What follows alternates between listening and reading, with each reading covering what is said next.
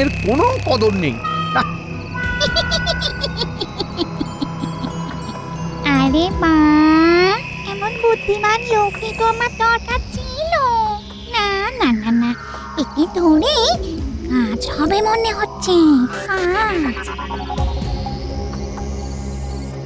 কোথায় যাচ্ছেন মন্ত্রী মশাই? আমার যে আপনাকেই চাই। এই কেড়ে, ওরে বাবা রে, উঠে যাচ্ছি তো, উঠে যাচ্ছি। নামা নামা নামা নামা, আমাকে নামা রে। ওরে কে, আমাকে নামা। আবার উড়িয়ে নিয়ে যাচ্ছে রে। বাঁচা রে, বাঁচা। কি যে হবে কিছুই বুঝতে পারছি না। এদিকে গিন্নিও তো যখন তখন কোথায় কোথায় ফুরুত হয়ে যাচ্ছে। বাঁচা রে, বাঁচা। তোমার সব সমস্যার সমাধান করে দেওয়ার জন্য একজন বুদ্ধিমান লোককে ধরে এনেছি।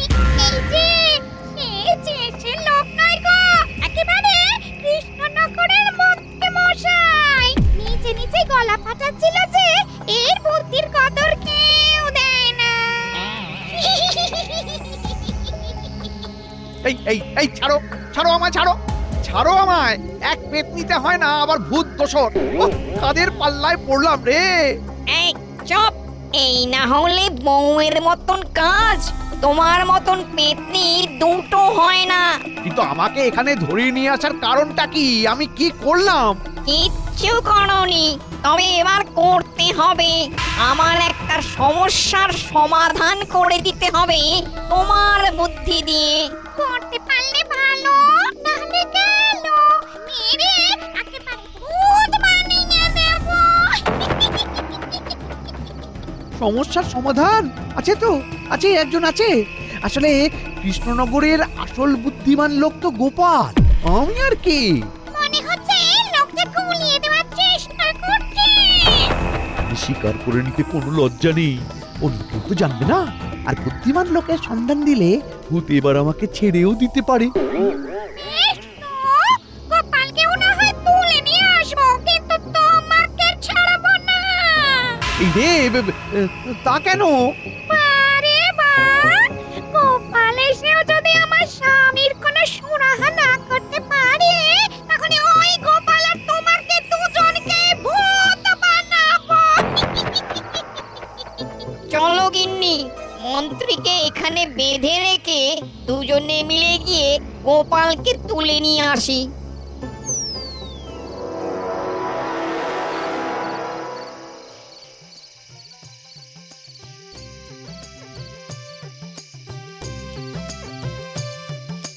হয়েছে গিন্নি, হয়েছে, এইবারে হয়েছে। সে নয় বুঝলাম, কিন্তু হয়েছেটা কি? মন্ত্রী মশাইয়ের থোঁতা মুখ একেবারে ভোঁতা। কারণ খাম্বাজ রাজ্য থেকে এবার পুরস্কার জুটেছে আমার। তাহলে আর কি হই হই করে চারদিকে বলে বেড়াও।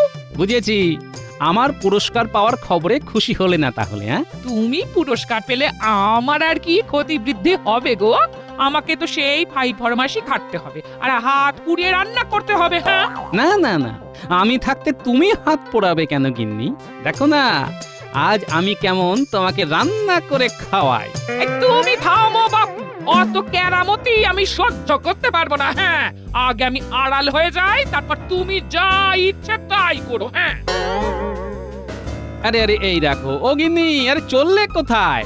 যা, চলে গেল না। এবারে তো তাহলে সত্যি সত্যি আমার হাতের খেলা দেখাতে হবে।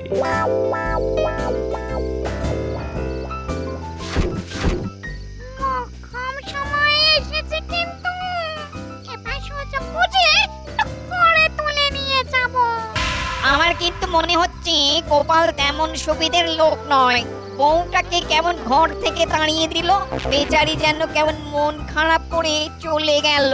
গোপালের বউয়ের কষ্ট দেখে তোমার যেন বুক ফেটে যাচ্ছে। এই মরেছে, গিন্নি যে আর চোখে তাকাচ্ছে। হাতের কাছে কি আছে দেখি, কি আছে কি আছে। এই তো, ব্যাস ব্যাস। সবার আগে শুকনো লঙ্কা আর রসুন ফোড়ন দিয়ে লাল শাকটা ভেজে ফেলি। পরনোর তো আচ্ছা তেজ দেখছি। ওরে বাবা রে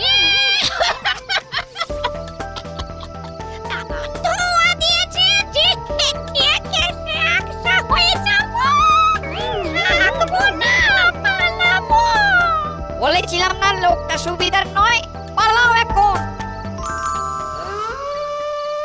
ও বাপ রে বাপ, কোনো রকমে পালিয়ে বেঁচেছি। কিন্তু গোপাল কোথায়? সেই তো নাটের গুরু সে তো একেবারে কঠিন জিনিস। প্রথমে নিজের বউকে তাড়ালো, তারপর আমাদেরকেও তাড়ালো। ওকে পাকিয়ে আনা সহজ নয়। সে কি? তাহলে তো আমাকে এখানেই শুকিয়ে মরতে হবে। তোমরা ভূত হয়েও এভাবে হাল ছেড়ে দেবে? হ্যাঁ, কে বললো ছেড়ে দেব? আমি মোটেই ওকে এমনি এমনি ছেড়ে দেব না। ছলে বলে কৌশলে গোপালকে নিয়ে কবজা করে আনবো আর আমার স্বামীর সমস্যার সমাধান ঘটাবো। আহা আহা, এমন প্রতিনিষ্ঠ পেতনির কথা শুনে আমার চোখে জল চলে এলো গো। কিন্তু এদিকে হাতে তো আর বেশি সময়ও নেই। এখন না, যা করার তাড়াতাড়ি করবো। আর আমিও হাত ছেড়ে বাঁচবো।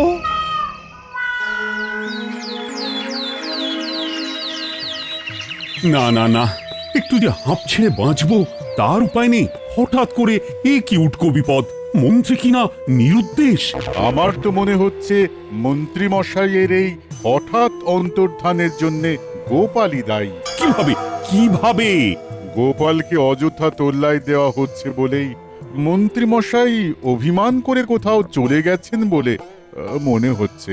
তাই যদি হয় তাহলে তাকে ফিরিয়ে আনার দায়িত্ব তো গোপালকেই নিতে হবে। ভালো রে ভালো, এ তো দেখি আবার একটা উটকো ঝামেলা চাপলো। গোপাল, তাহলে আর দেরি করো না। হ্যাঁ, সে তো করবই, তবে তার আগে একটু ভেবে নিই কোন দিক থেকে খোঁজাখুঁজি শুরু করব। এ তো নেহাত ছোটখাটো কাজ নয় মহারাজ। তাই করো তাহলে।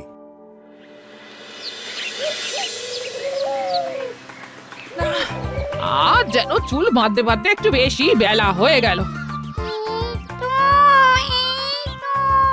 সুযোগ খুঁজছিলাম আর ঝপ করে পেয়ে গেলাম।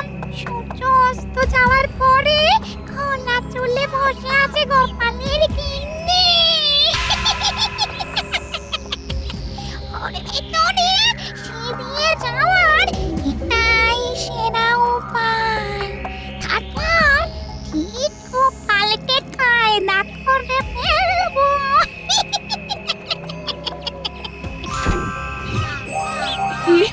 শরীরটা যেন কেমন কেঁপে কেঁপে উঠলো। হ্যাঁ,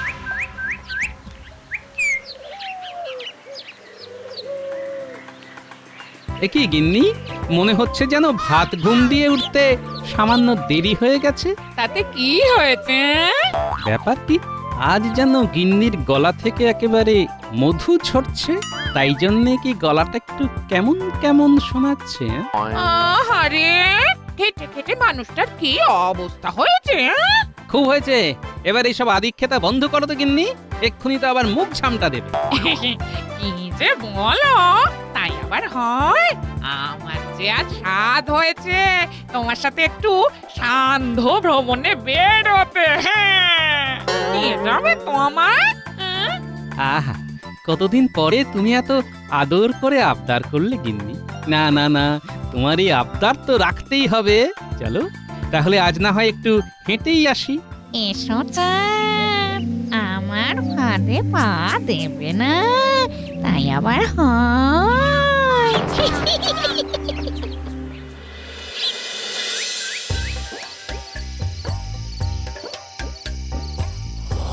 এই তো আমার পছন্দের বাগানে এসে গেছি। এসো না, এসো, এবার ছোঁয়াছুঁই খেলি।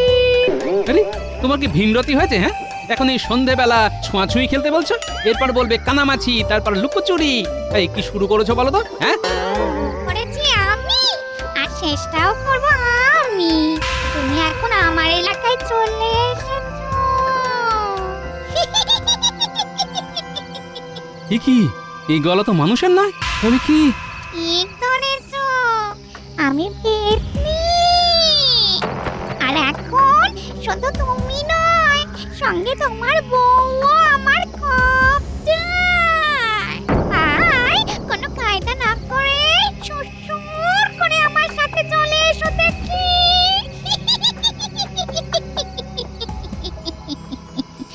ও বাবা, একবার যখন এর পাল্লায় পড়ে গেছি তখন মাথাটা ঠান্ডা রেখেই বাকিটা সামলাতে হবে।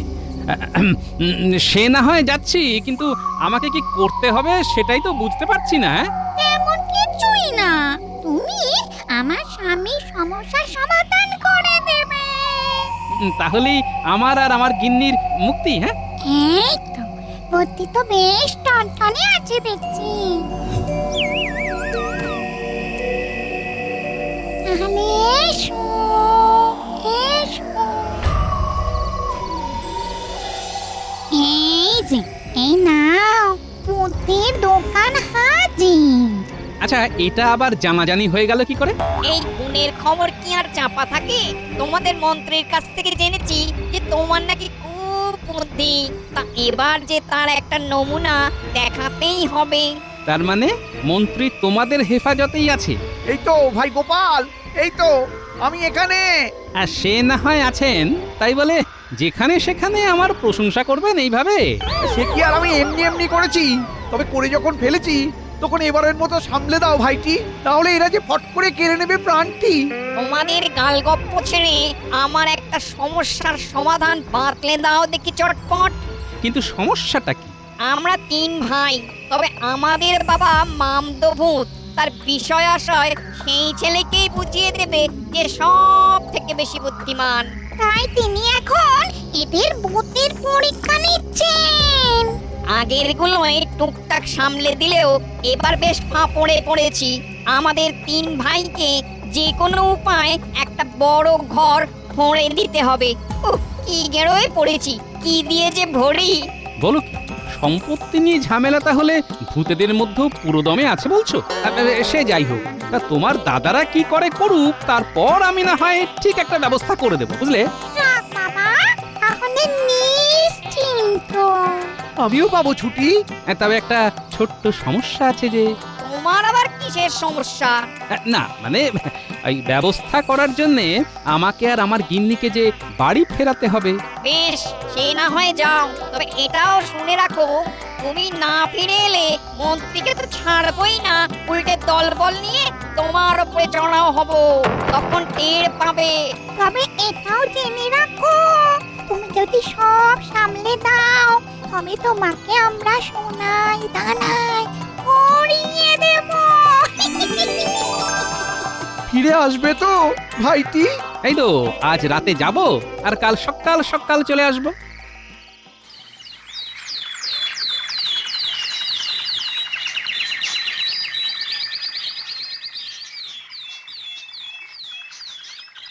গিন্নি ঘুমাচ্ছে, এই ফাঁকে সিন্দুক থেকে জিনিসটা গ্যাঁটে ভরে গট গট করে হাঁটা দিই। তুমি খুটখাট করবে আর তাতে আমার ঘুম হবে? হ্যাঁ, তা লুকিয়ে লুকিয়ে কি সরাচ্ছিলে শুনি? আমি তো কাজের মানুষ, তাই কাজ করারই চেষ্টা করছি গিন্নি। সে করো, আপত্তি নেই, কিন্তু তার আগে বলো তো আমার কি হয়েছিল? হ্যাঁ, আমি তো চুল বাঁধছিলাম, তারপর কি হলো? হ্যাঁ, এখনো তেমন কিছু হয়নি, তবে অনেক কিছু হবে, একটু অপেক্ষা করো। আবার আবার তুমি হেয়ালি করছো?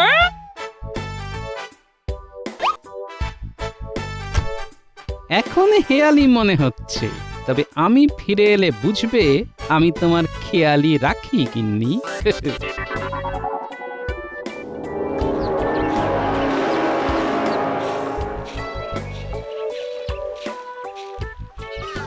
যাক, তুমি ঠিক সময় ফিরে এসেছো। ওই দেখো, ওদিকে বোধহয় পরীক্ষা দেওয়ার তোড়জোড় শুরু হয়ে গেছে।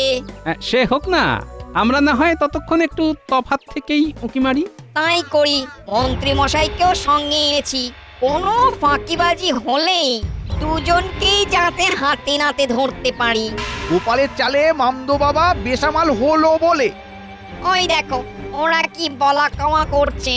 কিরে বড়, দেখি দেখা তোর কেরামতি, ঘরটা ভরে ফেল এবার তাহলে। এটা আবার কোনো কাজ হলো? আমার এক চুটকিতেই তো ঘর ভরে যাবে।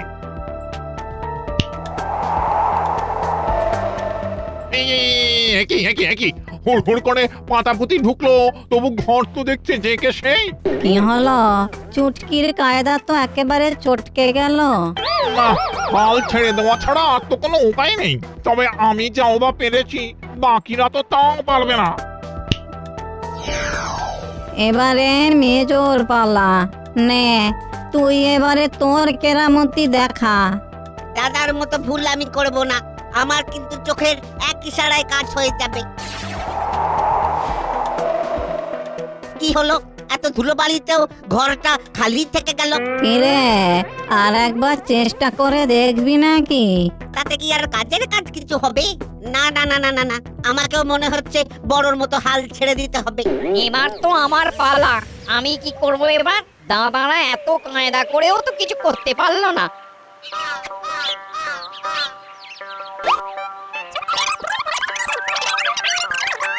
তাহলেই হয়ে যাবে। হয়ে বেশি হবে। দূর থেকে দাদাদের কসরত দেখছিলাম, তবে আমি কিন্তু তৈরি হয়েই এসেছি।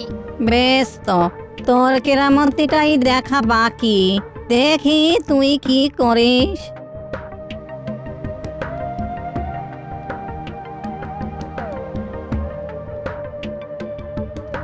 এই যে সারাটা ঘর কেমন ভরে দিলাম।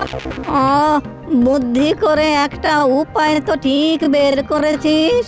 না না, যার এত বুদ্ধি, আমার সব সম্পত্তি তো তাকেই দিতে হবে, সব তোকেই দিয়ে দেব আবার। আর আমাদের কি হবে? আমাদের কি তাহলে ওই শাওড়া গাছের ডালে বসেই ঠ্যাং দোলাতে হবে? সেটাই বা মন্দ কি? আমদানি তো নেহাত মন্দ হচ্ছে না মনে হচ্ছে। মাঝে মাঝে এসে সমস্যার সমাধান করে দিলে ঝোলা ভরতে অসুবিধে হবে না। আমি কিন্তু বেশ ভরে ভরে দিয়ে দিলাম। এবার তুমি বাড়ি যাও গোপাল। আর আমার কি হবে? আমার মানে গোপালের সন্ধান যে আমি দিলাম, তারপরেও হাত খালি থাকবে? হ্যাঁ, এ যদি গোপালের মনে হয়, তবে কিছু দান ধ্যান করবে। কি হলো মন্ত্রী মশাই, আমার পুঁটলি ভরা দেখে আপনার শরীরটা কি আইঢাই করছে? কি চাই বলুন? কি আর চাইবো গোপাল, তোমার কল্যাণে তো অন্তত এদের খপ্পর থেকে মুক্তি পেয়ে গেলাম। সোনা দানা চাই না, যান নিয়ে যে ফিরতে পারছি সেটাই অনেক। হ্যাঁ, এ আমি কি শুনছি মন্ত্রী মশাই? দাঁড়ান দাঁড়ান দাঁড়ান, কানটা একটু খুঁচিয়ে নিই হালকা করে। হ্যাঁ,